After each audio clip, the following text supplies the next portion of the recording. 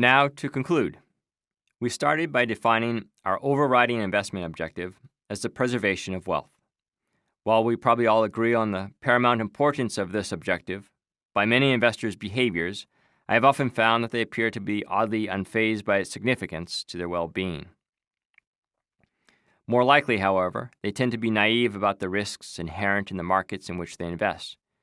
Consequently, they may unknowingly jeopardize their financial futures. Lessons are often learned after it's too late. But as we have done in this presentation, by understanding the natural behavior of the financial markets and our limitations as investors, by defining the risks and costs to which we should be unwilling to expose our portfolios, and while accepting that market volatility can be an acceptable trade-off for a higher total return potential, it is possible with thought and purpose to craft an appropriate and potentially rewarding investment strategy. Let me illustrate where we are qualitatively and numerically with a table. We craft our portfolio by focusing on the levels of risk and volatility to which we are willing to expose our assets. The first row is the level of risk of an irreversible portfolio loss.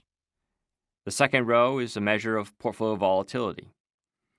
And the third row is a projection of the possible rate of return to be earned in exchange for the volatility that the investor might endure. Now we can highlight several market sectors in which we could invest. These market sectors are characterized by the quality and growth attributes of the underlying securities. Cash deposits, of course, tend to be very high quality, but are slower growth assets. They have very low risk of loss. They don't fluctuate in value. 3% might be an expected rate of return. At the bottom of the chart, we see that over 20 years, $1 million invested at 3% annually would give us an $810,000 profit. Next, let's add a portfolio of high-quality stocks. Here again, by design, the risk of permanent loss would seem to be nominal. However, we incur much greater volatility in the portfolio's value. For enduring that motion sickness, the market might pay us 10% annually. In dollar terms, over a 20-year period, that would amount to nearly a $6 million profit. Now let's modify further the types of companies we own. Instead of randomly buying high-quality companies, let's focus only on those that qualify as being growth companies as well. Again, by owning an array of companies that are leaders in their fields, that have strong balance sheets and healthy income statements, it seems doubtful that we'll ever suffer permanent loss of principal. On the other hand, because of the nature of growth companies, our measure of likely volatility has increased still further. What might we get for suffering the greater volatility? We would expect a few extra percentage points in average annual earnings. At a 12% rate over 20 years, we'd earn about $3 million more, or nearly $9 million.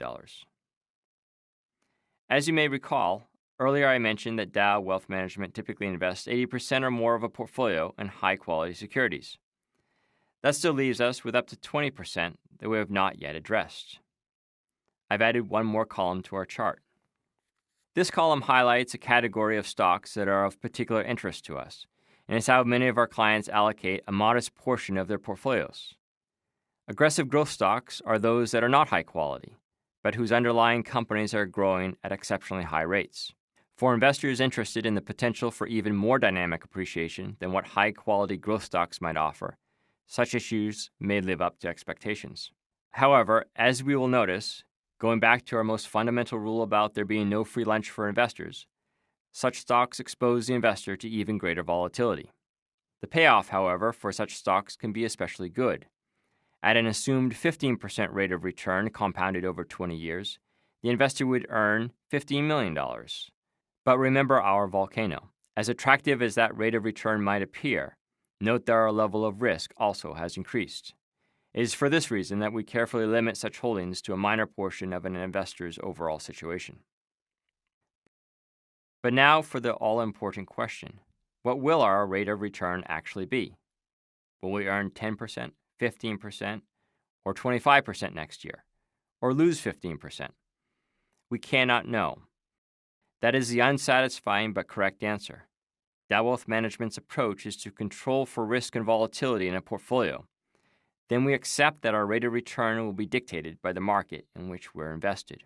What we can say is that if we expose our portfolios to an investment philosophy as I've described, Directly owning a broadly diversified portfolio of high-quality growth stocks, the odds seem much in our favor for doing well in the years and decades ahead.